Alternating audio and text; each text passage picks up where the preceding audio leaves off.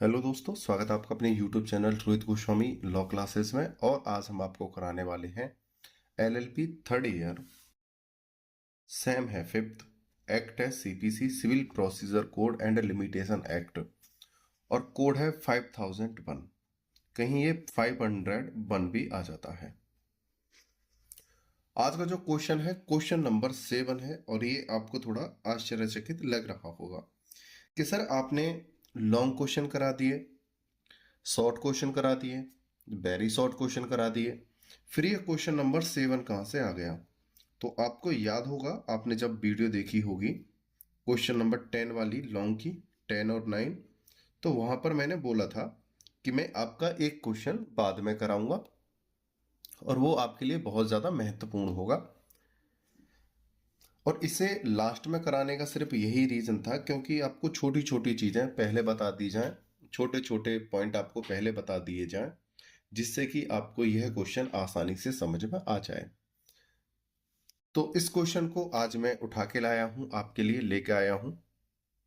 और यह क्वेश्चन आपके ज़्यादातर 20 नंबर में पूछा जाता है और कभी कभी ये 10 नंबर में भी आ जाता है, और इसकी आने की संभावना 70% बनी रहती है पेपर में। और हमारे क्वेश्चन का नाम है आज्ञप्ति।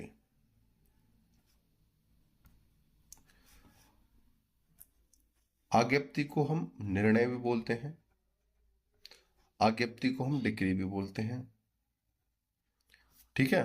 आज्ञप्ति को हम जजमेंट भी बोलते हैं, ठीक है। अब हम अपने क्वेश्चन को देखते हैं। क्वेश्चन है हमारा नंबर 7। आज्ञप्ति से आप क्या समझते हैं? प्रारंभिक आज्ञप्ति और अंतिम आज्ञप्ति में अंतर बताइए। यह क्वेश्चन इस प्रकार से भी आ जा सकता है। निर्णय से आप क्या समझते हैं? डिक्री से आप क्या समझते हैं? प्रारंभिक निर्णय या डिक्री से और अंतिम डिक्री या अंतिम निर्णय में अंतर बताइए। ये यहां ऐसे पूछा जा सकता है। या प्रारंभिक डिक्री तथा अंतिम डिक्री को परिभाषित कीजिए तथा उनके मध्य अंतर स्थापित कीजिए। तो इनमें से ये कोई भी आ सकता है, ठीक है। नाम आप ये मत कहना कि सर आपने आज्ञप्ति कराया था, यहां तो निर्णय और डिक्री के नाम से आया है, तो नहीं है ना। इसको देखते हैं आंसर को। सिविल प्रक्रिया संहिता की धारा 2 उपधारा 2 के अनुसार, ये धारा है और इसे हम उपधारा कहते हैं। 2 के अनुसार देखते हैं। आज्ञप्ति ऐसे न्याय निर्णय की औपचारिक अभिव्यक्ति अभिप्रेत से है। देख, अगर हम इस लाइन का आसानी से और प्यार से अगर हम अर्थ समझ लेते हैं तो ये हमें अच्छे से समझ में आ जाएगा। देखो, आज्ञप्ति से ऐसे न्याय निर्णय की औपचारिक अभिव्यक्ति, अभिव्यक्ति होती है इच्छा, भावना, विचार, विश्वास, ठीक है, या कोई कार्य। इनकी अभिव्यक्ति मतलब इनको अपने मन में सजाकर, अपने मन की विचारों को उजागर कर कर उनको बताकर दिखाना। और अभिप्रेत होता है चाहा हुआ, इच्छित। किसको? इन सबको, इच्छा, भावना, विचार, विश्वास या कोई कार्य, इनको चाहना या इच्छित रखना से है न्यायिक निर्णय। भाई जब हम कोई बात डालते हैं तो हम अपनी एक इच्छा रखते हैं, भावना रखते हैं कि भाई हमारे निर्णय अच्छे आएंगे, ठीक है। आगे चलते हैं।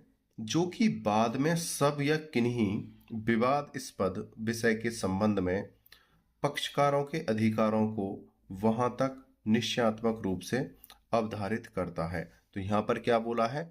जब कोई व्यक्ति अपने मन में किसी कार्य की भावना को जगाता है, इच्छा को जगाता है, अभिप्रेत करता है, और न्यायिक निर्णय, जब कोई जजमेंट आ जाता है, कोई डिक्री आ जाती है, तो वो पक्षकारों के मध्य या किसी एक पक्ष के लिए एक नई भावना का उदय होता है, निश्चयात्मक रूप से अवधारित करता है। क्या अवधारित करता है?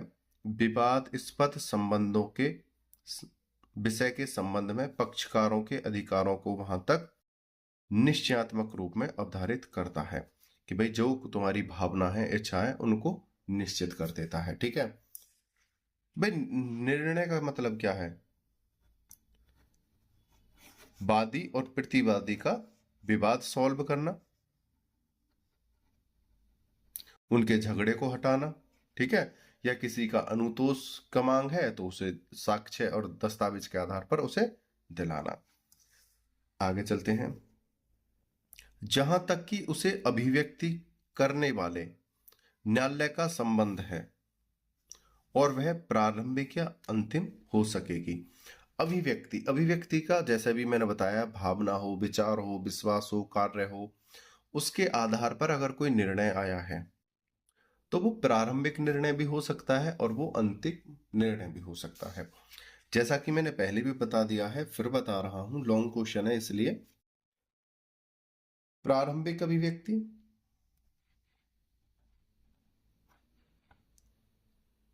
अभिव्यक्ति नहीं, प्रारंभिक डिग्री।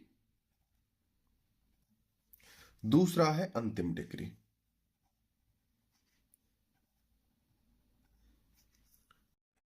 जिन स्टूडेंट्स ने शॉर्ट और वेरी शॉर्ट को देखा होगा तो उनके लिए बहुत ही आसान होगा। जिस स्टूडेंट ने शॉर्ट और वेरी शॉर्ट नहीं देखे हैं और इसको डायरेक्ट देख रहा है तो उसे बहुत ज्यादा कठिनाइयों का सामना करना पड़ेगा समझने के लिए। जैसे वादी है, वादी, दूसरा पक्ष प्रतिवादी। वादी की जमीन है, किसकी है? वादी की है, लेकिन इस जमीन का नाम है ए। वादी की जमीन पर प्रतिवादी ने कब्जा कर लिया है। अब ये जो वादी है, जब इससे कहता है कि भाई मेरे कब्जे की जमीन को छोड़ो, तो प्रतिवादी इसे मारने के लिए, पीटने के लिए, धमकाने के लिए तैयार रहता है और इस भूमि से प्राप्त लाभ स्वयं ले रहा है, जबकि यह भूमि असली दस्तावेज सब प्रूफों के साथ इसकी है। किसकी? वादी की। इसने इसे हड़प रखा है। तो वादी केस को लेकर न्यायालय गया और न्यायालय में पहली ही सुनवाई ने जज ने दस्तावेज देखे, कागजात देखे और गवाहों और सबूतों से पूछा क्या है ये। तो उनको पता चला थोड़ा केस चलने के बाद कुछ दिन कि भाई ये जमीन वादी की ही है वास्तव में, लेकिन पहले इसको अंतिम निर्णय तक पहुंचाने से पहले इस जमीन पर अधिकार दो वादी को। तो वादी को उससे कहा जाएगा आपका अंतिम निर्णय बाद में आएगा, लेकिन उससे पहले आप अपनी जमीन पर खेती करिए, अपनी भूमि पर खेती करिए, वो करिए, ठीक है। लेकिन अगर कोई ज्यादा ही विवादित भूमि है और प्रथम प्रारंभिक आदेश आ गया है तो उस पर जैसे घर या भवन बनाने का आदेश नहीं होगा, लेकिन वहां पर अपना कब्जा करने का अधिकार होगा। ये मैंने एक एग्जाम्पल के तौर पर लिया है, ठीक है। प्रारंभिक आदेश में आपके बहुत सारी चीजें हो सकती हैं, जैसे एक बार निर्णय हो गया, ठीक है, कोई केस है, ठीक है, केस में कोई निर्णय आ गया पूर्ण रूप से कि भाई ये अंतिम जजमेंट है, लेकिन वादी को या प्रतिवादी को कोई सबूत या त्रुटि नजर आ जाती है, किसमें? निर्णय में। तो वो पुनः उसका निर्णय कराने के लिए अपील दायर कर सकता है और उन सबूतों को और उन त्रुटियों को देखने के बाद न्यायालय दोबारा से जब निर्णय देगा तो उसको अंतिम निर्णय बोला जाएगा। तो इसमें कितने प्रकार हैं? काफी प्रकार बन रहे हैं, लेकिन हमने दो समझे हैं। एक तो भूमि वाला, पहले तो भूमि को छुड़वाया जाएगा कि जब तक केस चल रहा है तब तक अपनी भूमि पर आप जो भी काम करना है वो काम करो, लेकिन ऐसा कोई कार्य ना करना जिससे बाद में यह साबित हो कि ये प्रतिवादी के अंडर की जमीन है और आप उस पर ज्यादा कब्जा कर लो, ठीक है। ऐसे भी जो रूल हैं वो उनको सब बताए जाते हैं। और दूसरा है, अगर निर्णय पूर्ण रूप से हो गया लेकिन उसके बावजूद कोई सबूत मिला है या कोई त्रुटि मिलती है तो उसमें फिर दोबारा से कोई निर्णय होता है तो उसे अंतिम निर्णय कहते हैं। आगे चलते हैं। इसके अंतर्गत बाधपत्र की अस्वीकृति और धारा 144 के अंतर्गत किसी प्रेषण का अवधारण आता है, किंतु उसमें नंबर 1 पे है ऐसा कोई न्याय निर्णय नहीं होगा जिसकी अपील आदेश की तरह होती है। देखो यहां पर बोला है कोई भी निर्णय इस प्रकार नहीं होगा कि किसी ने कोई छोटा सा आदेश दे दिया और उसको ही हम निर्णय कर लें, उसको ही अंतिम डिग्री मान लें, नहीं, वो पूर्ण रूप में होगी। आदेश जैसा कि भूमि पर कब्जा था प्रतिवादी का, तो उससे आदेश दिया कि भाई पहले आप कब्जा छोड़ो और एक वादी को अपनी भूमि पर कार्य करने दो, उसके बाद निर्णय होगा, केस को चलने दो। लेकिन अभी के दस्तावेज और सबूतों के आधार पर दिख रहा है कि ये प्रॉपर इसकी है, लेकिन अब तुम धीरे धीरे साबित करना क्यों ये तुम्हारे कब्जे में आई है और तुम्हारा अधिकार क्यों है। तो जो आदेश दिया है प्रारंभिक वो अलग है, ठीक है, इसको ही हम आदेश को निर्णय नहीं मानेंगे, ठीक है। आदेश आदेश होता है। ऐसा कोई न्याय निर्णय नहीं होगा जिसकी अपील आदेश की तरह होती है। तो इसको प्रारंभिक डिग्री को निर्णय को जो आदेश के रूप में है अंतिम निर्णय नहीं मानेंगे। आगे चलते हैं। चूक के लिए खारिज करने का कोई आदेश। आगे चलते हैं। स्पष्टीकरण। कोई भी डिग्री आरंभिक तब होती है जब बाद में पूर्ण रूप से निपटारा किए जाने से पहले, देखो एक बात ध्यान रखना, अच्छे से समझना,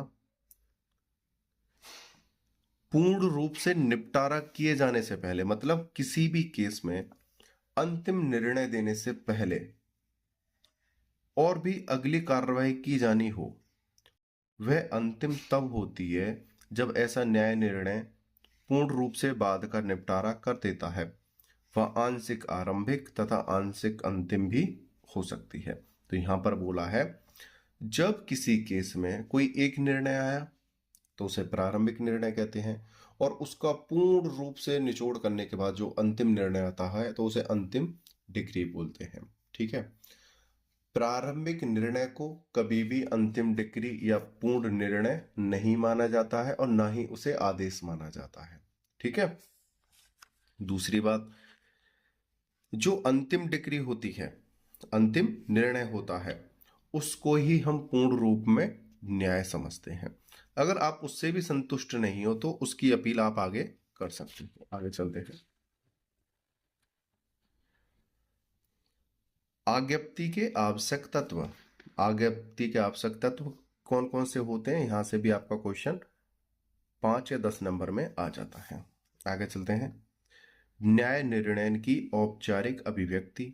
दूसरा है न्याय निर्णय का न्यायालय के समक्ष चलने वाले किसी वाद में किया जाना आवश्यक है। तीसरा पॉइंट है न्याय निर्णय का वाद के विवादास्पद विषयों में से सब या किसी एक के बारे में पक्षकारों के अधिकारों को अवधारित किया जाना आवश्यक है। देखो इस बात को समझना, न्याय निर्णय का वाद के विवादास्पद विषयों में से अब या किसी एक के बारे में, देखो यहां पर बोला है किसी एक बारे में पक्षकारों के अधिकारों को अवधारित किया जाना आवश्यक है। फोर्थ है न्याय निर्णय का निश्चायक होना आवश्यक है। 5 नंबर का पॉइंट है ऐसे न्याय निर्णय का दीवानी या राजस्व न्यायालय द्वारा किया जाना चाहिए। ये पॉइंट है। आगे समझते हैं। प्रारंभिक आज्ञप्ति। यह आज्ञप्ति प्रारंभिक है जबकि इसके पूर्व का बाद पूर्ण रूपेण निपटा दिया जाए और भी कार्रवाई की जाती है, मतलब उसमें से कुछ चीजों को निपटाया जाए और लेकिन उसमें कुछ कार्रवाई बाकी रह गई हो। आगे चलते हैं। प्रारंभिक आज्ञप्ति उन मामलों में पारित की जाती है जिनमें न्यायालय को प्रथमतः पक्षकारों के अधिकारों का न्याय निर्णय करना होता है और उसके बाद उसे अपने हाथों को तब तक कुछ समय तक रोकना पड़ता है जब तक कि वह इस स्थिति में नहीं हो जाता कि बाद में अंतिम आज्ञप्ति पारित करे। तो यहां पर बोला है कुछ ऐसी चीजें होती हैं, कुछ ऐसे अधिकार होते हैं, चाहे वो वादी के पक्ष में हो या प्रतिवादी के पक्ष में हो, उन पर निर्णय करना बहुत ज्यादा जरूरी हो जाता है। फिर उसके बाद अपने हाथों को यानी अपने अधिकारों को कुछ समय के लिए रोकना पड़ता है। उसके बाद अंतिम निर्णय जब आता है, जब पूर्ण रूप से चीजें क्लियर हो जाती हैं, तो उसको कहते हैं अंतिम निर्णय। आगे चलते हैं। निम्नलिखित मामलों में प्रारंभिक आज्ञप्ति पारित की जाती है। जैसे कब्जा कर लिया है किसी ने, जैसा भी एग्जाम्पल दिया है, कोई किराया है या मध्यवर्ती लाभों के लिए बाद। अगर इस प्रकार के बाद आए हुए हैं, कब्जे से संबंधित, किराए से संबंधित या मध्यवर्ती लाभों से, तो उसमें प्रारंभिक डिक्री दे दी जाती है। सपोज करो कि ये एक दुकान है,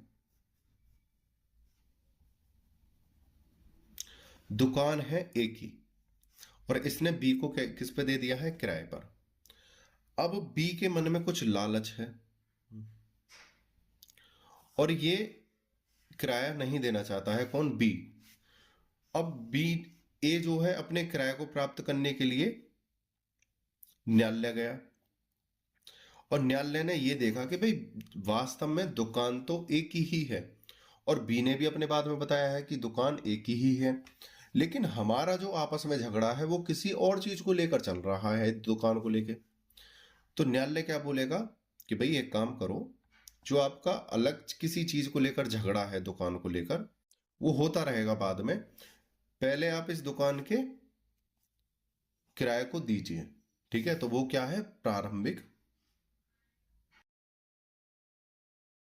प्रारंभिक डिक्री।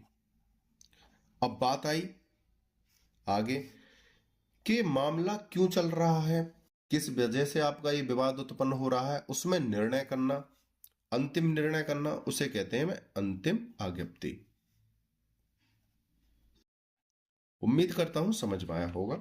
और ये किस चीज में होता है, कब्जा, किसने कब्जा कराया हुआ है, किराया नहीं दे रहा है, या कोई मध्यवर्ती लाभों को प्राप्त कर रहा है।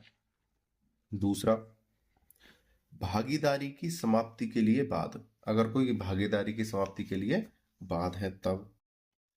मालिक या अभिकर्ता के बीच लेखों के लिए बाद। आगे चलते हैं। विभाजन तथा पृथक कब्जे के लिए बाद। अग्र क्रियाधिकार के लिए बाद। ये 5 पॉइंट होते हैं। इस 5 में से आप कोई 3 पॉइंट भी अगर अपने एग्जाम में करोगे तो वो भी आपका पेपर अच्छा जाएगा और क्वेश्चन सही होगा। अंतिम आज्ञप्ति।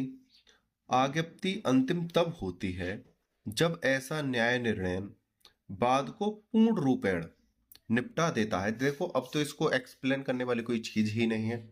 अब जब मैंने प्रारंभिक समझाया है उसके साथ साथ अंतिम भी आपको समझ में आ गया होगा। तो यहां पर बोला है बाद को पूर्ण रूपेण निपटा देता है। आज्ञप्ति अंतिम आज्ञप्ति हो जाती है जब पूर्ण रूप से निपटा दिया जाता है किसी केस को, या किसी केस में 1 बार 2 बार 3 बार निर्णय आए और उसके बाद कोई साक्ष्य या त्रुटि प्राप्त हुई, या तो कोई साक्ष्य मिल गया उसके आधार पर दोबारा केस को खोला गया, या निर्णय में कोई त्रुटि पाई गई उसके आधार पर केस को खोला गया, तब उसमें बिल्कुल पूर्ण रूपेण जब निर्णय हो जाए सभी जगह से, तब उसको अंतिम निर्णय बोलते हैं। तो आज्ञप्ति अंतिम आज्ञप्ति हो जाती है यदि वह सक्षम न्यायालय द्वारा पारित की गई हो और जिसके विरुद्ध कोई अपील संस्थित नहीं की गई हो। आज्ञप्ति अंतिम हो जाती है मतलब इस प्रकार की आज्ञप्ति हो। जैसे दूसरी बात, अंतिम,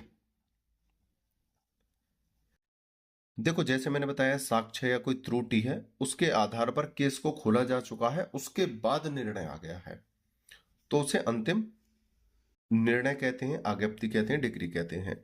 और अंतिम डिक्री वह होती है जिसके सभी कार्य पूर्ण होने के बाद कोई शंका मन में नहीं बचती है और उसके खिलाफ कोई भी पक्षकार अपील नहीं करता हो, तो वो अंतिम डिक्री होती है। अब पॉइंट देखते हैं। उसके विरुद्ध अपील के समय का अवमान बिना अपील संस्थित किए गए हों, या उस विषय का विनिश्चय उच्चतम न्यायालय की आज्ञप्ति के द्वारा हो गया हो।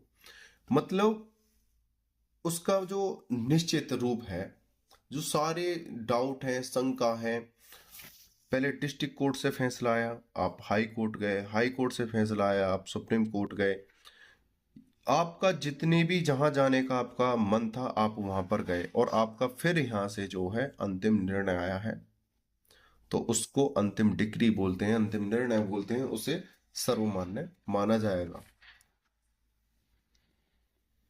दूसरा, आज्ञप्ति जहां तक उसे पारित करने वाले न्यायालय का संबंध है, बाद का पूर्ण रूपेण निपटारा कर देती है। और दूसरी बात, जहां जहां इसका क्षेत्र अधिकार होता है वहां जाने के बाद भी कोई और सॉल्यूशन नहीं होता, उसके बाद निर्णय के बाद कोई बचाव नहीं बचता, कोई सॉल्यूशन शेष नहीं बचता, कोई साक्ष्य सबूत सब लगा दिए जाते हैं, उसके बाद जो निर्णय आता है अंतिम निर्णय कहलाता है। आज्ञप्ति जहां तक उसे पारित करने वाले न्यायालय का संबंध है, बाद का पूर्ण रूपेण निपटारा कर देती है। सभी चीजों को, सभी दस्तावेजों को देखने के बाद आप डिस्ट्रिक्ट कोर्ट भागे, हाई कोर्ट भागे, और सब चीजों को, सबूतों को, गवाहों को, सबको लेकर आए, उसके बाद डिसीजन आया। ठीक है, आगे चलते हैं। प्रारंभिक आज्ञप्ति और अंतिम आज्ञप्ति में अंतर। प्रारंभिक आज्ञप्ति में यह अभी निश्चित किया जाता है कि क्या किया जाना है। देखो, प्रारंभिक आज्ञप्ति में क्या किया जाना है, जैसे कि हमने कोई केस आया, यहां पर डिस्ट्रिक्ट की कोर्ट कर देगा इसे, ठीक है, या हाई कोर्ट कर देगा, या डिस्ट्रिक्ट कोर्ट के नीचे के कोई कोर्ट, उसमें आदेश दे देंगे कि भाई बाद तो चलता रहेगा, पहले इसमें जो चीजें हैं जो तुरंत करने वाली हैं पहले उन पर आदेश लीजिए, पहले उन कार्यों को करिए। जैसा कि अभी हमने बताया था, कब्जा है, किराया है, मध्यवर्ती लाभ है, और ये सब पॉइंट जो बताए थे, ऐसे केसों पर पहले प्रारंभिक आदेश दे दिया जाता है, और आगे की जो कार्रवाई होगी बाद में देखी जाएगी। ठीक, प्रारंभिक आज्ञप्ति में यह अभी निश्चित किया जाता है कि क्या किया जाना है, जबकि अंतिम आज्ञप्ति में उस परिणाम का उल्लेख रहता है कि भाई हमने क्या करा है, पहले में क्या किया जाना है, हम क्या करने वाले हैं। पहली आज्ञप्ति में यह रहता है प्रारंभिक में, और दूसरी में क्या रहता है कि हमने क्या करा है, यह रहता है।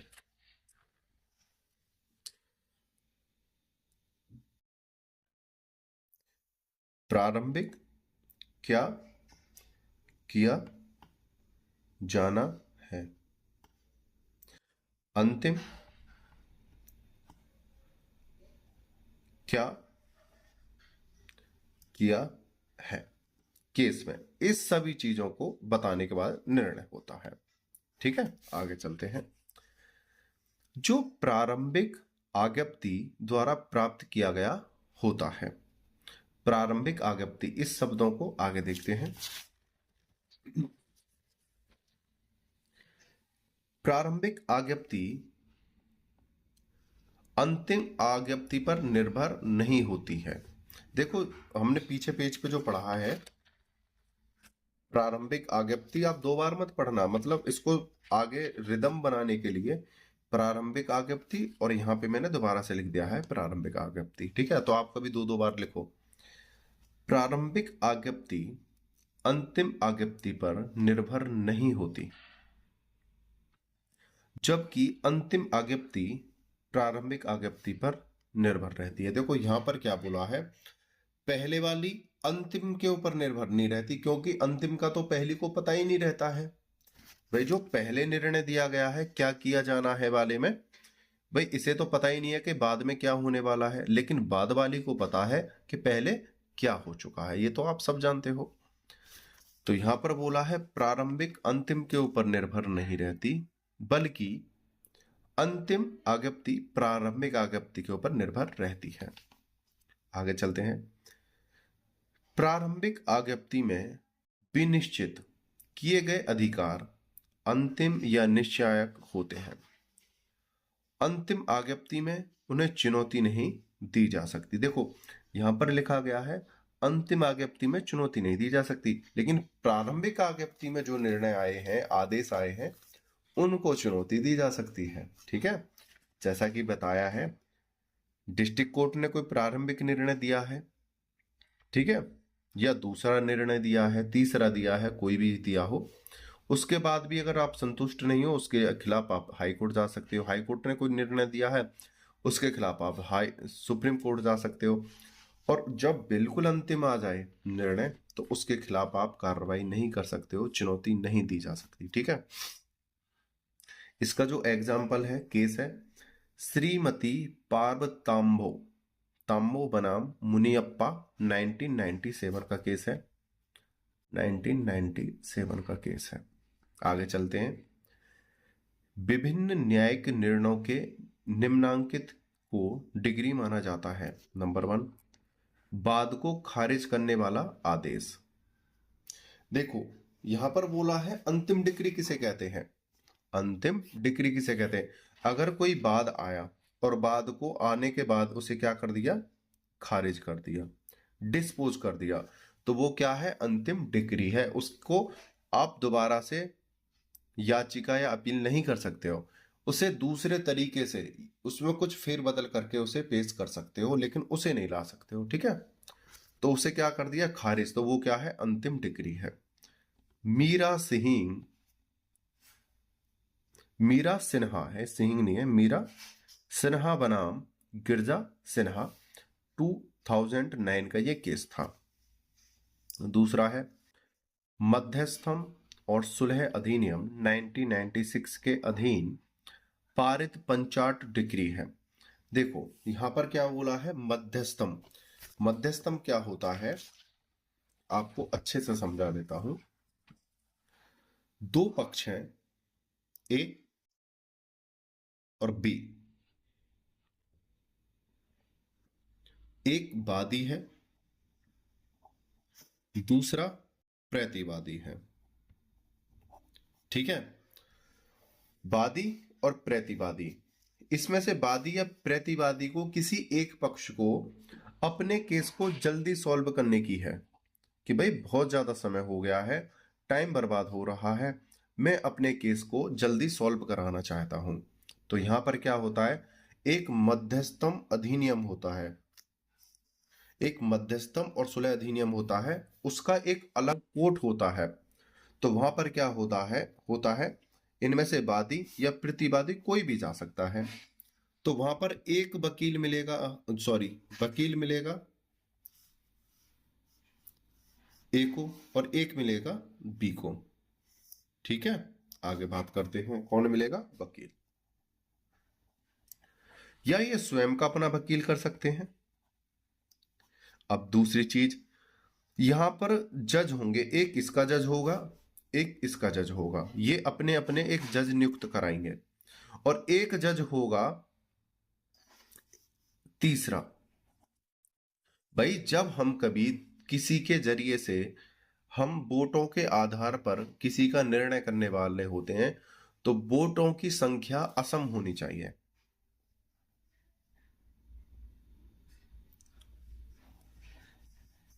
असम यानी विषम संख्या होनी चाहिए। एक होती है सम और एक होती है विषम। सम यानी 2, 4, 6, 1, 3, 5। एक बात बताओ, इसको पहले बता देता हूं। सपोज करो 6 जज हैं, 6 में से 3 इधर वोट आ गई, 3 इधर वोट आ गई, तो ये तो बराबर रह गए। 8 जज हैं, 4 इधर आ गई वोट, 4 इधर आ गई। अब आप कहोगे कि सर यहाँ पर एक की तरफ 2 या एक की तरफ 4 भी हो सकती हैं, एक की तरफ 1 या एक की तरफ 5 भी हो सकती हैं, लेकिन संभावना तो बराबर की भी हो सकती है ना। भाई सपोज करो हम अंतिम निर्णय पर जाने वाले हैं और किसी ने बराबर बराबर वोट डाल दिए, तो किसी एक के पक्ष में नहीं जा पाएगा, तो वहां पर जो जजों की संख्या होती है वो विषम रखी जाती है। ठीक है, हमेशा ध्यान रखना, जजों की संख्या कैसी होगी, विषम होगी, जिससे कि जो संभावना इक्वल की बनी रहती है वो कभी इक्वल हो ही नहीं पाए। सपोज करो 4 इधर हो गए, 4 इधर हो गए, और जो 9वां कैंडिडेट जज था उसने किसी एक पक्ष की तरफ वोट कर दिया तो वहां वो विजयी हो गया या उधर पक्ष में चला गया। दूसरी बात, अब एक इसका जज आ गया, एक इसका आ गया, और एक इन दोनों ने, जो जज थे इसका और इसका, इन दोनों ने मिलकर एक तीसरा जज नियुक्त कर लिया। अब ये निर्णय दे सकते हैं इनके केस में, तो उसको कहते हैं मध्यस्थम और सुलह अधिनियम। ठीक है, इसमें जो एक केस था जो बहुत ही महत्वपूर्ण था, चर्चा में रहा था, लीला होटल्स लिमिटेड बनाम हाउसिंग अर्बन डेवलपमेंट कॉरपोरेशन 2012 का ये केस था। ये डेवलपमेंट, ठीक है, आगे चलते हैं। तो यहां पर क्या है, संख्या कैसी रखी जाएगी, विषम जजों की, और ये निर्णय देंगे। आगे चलते हैं। मध्यस्थम और सुलह अधिनियम अब से पहले मैं आपको पढ़ा चुका हूं, ठीक है। तीसरा है विलंब माफी के प्रार्थना पत्र को खारिज करने का आदेश डिक्री है। ऐसे प्रार्थना पत्र को खारिज किए जाने का परिणाम अपील का खारिज हो जाना है। यहां पर बोला है विलंब माफी के प्रार्थना पत्र को, अगर कोई वादी या प्रतिवादी का पक्ष है और वो विलंब माफी के लिए कोई पत्र लेके जा रहा है, प्रार्थना पत्र लेके जा रहा है, और उसको अगर खारिज कर दिया है तो उसे अपील नहीं की जा सकती है, ठीक है, और उसे डिक्री का ही रूप देंगे, उसे अंतिम डिक्री बोल देंगे कि भाई, जो, एक बात बताओ, हम प्रार्थना पत्र लेकर गए और उसको कैंसिल कर दिया किसी त्रुटि के कारण, कि भाई आपके प्रार्थना पत्र में कोई त्रुटि है तो उसे हम कैंसिल कर रहे हैं, तो वो क्या है, अंतिम डिक्री,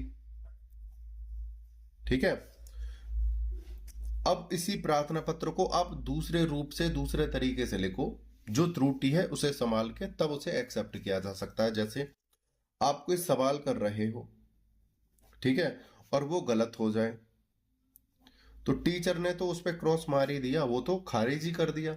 अब उसी सवाल को आप दोबारा से करोगे सेकंड टाइप से, तब उसे देखा जाएगा, ना कि पहले ही वाले सवाल को, ठीक है। तो ऐसे ही है, प्रार्थना पत्र को खारिज कर दिया जाएगा तो वो डिक्री अंतिम हो जाएगी, खारिज हो जाएगी। इसमें केस है मारन चंद्रा सील बनाम श्रीमती लक्ष्मी रानी चौधरी, और ये केस है 2014 का, 2014 का केस है। आगे चलते हैं। इंग्लिश न्यायालय द्वारा पारित आदेश भारत में निष्पादन योग्य डिग्री है। सही है, ये भारत में मान्य निष्पादन योग्य है, ठीक है। हर मैजिस्ट्री की दी क्वीन बनाम Oswald Oliver Bill Roman and attorney general Ontario 2017 का ये केस था। उम्मीद करता हूँ ये आज्ञप्ति वाला क्वेश्चन आपको, जजमेंट वाला क्वेश्चन आपको अच्छे से समझ में आया होगा। मैंने समझाने के संपूर्ण प्रयास किए हैं। अगर कोई त्रुटि रहती है या आपको समझ में नहीं आता है तो इससे पहले के क्वेश्चनों को, शॉर्ट और वेरी शॉर्टों को आप एक बार देख लीजिएगा, आपको अच्छे से समझ में आ जाएगा। आपने वीडियो को अंत तक देखा और मुझे अच्छे से सुना, उसके लिए धन्यवाद। टेक केयर, बाय बाय, जय हिंद, जय भारत।